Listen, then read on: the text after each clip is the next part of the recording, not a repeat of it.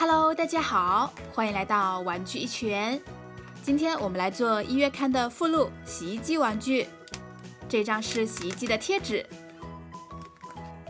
然后这张呢是贴在浴室的海报，背后还可以学习英文字母。看看这个盒里面有什么呢？这是衣服的卡片，还有一张蓝色和绿色的托马斯小火车的英文字母。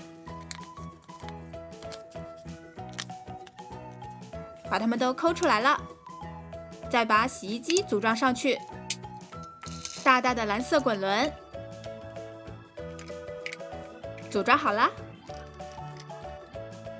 好了，我们来贴贴纸。这2个都是贴在门上的，还有按钮的这4个小头像就随意贴啦。我们选择这一个门的贴纸。好了，可以开始玩了。我们呢，先把这个海报弄湿，还有字母，把海报贴在浴室的墙壁上。我们来找找托马斯代表的 T 在哪儿呢？在这里。还有 C 字母，这个小火车是谁呢？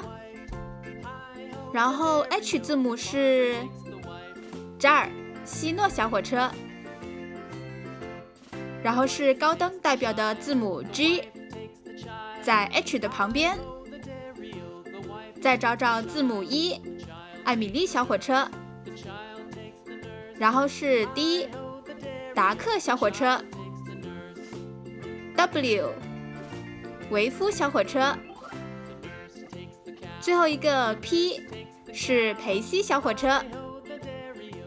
接下来一起把衣服洗干净，先洗小裙子。我们可以用水龙头的水直接冲洗，也可以舀一勺水往里面冲，这样看起来好像真的在洗衣服了，好有趣啊！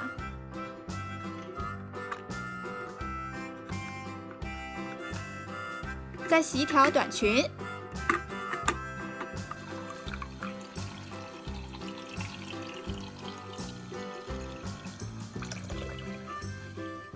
哈哈，晾衣服了。蓝精灵准备要来挂这条短裙，还有裤子、T 恤衫都挂满了呢，一会儿就会干了。好了，那以上就是今天和大家分享的节目，喜欢我们记得点赞并订阅哦。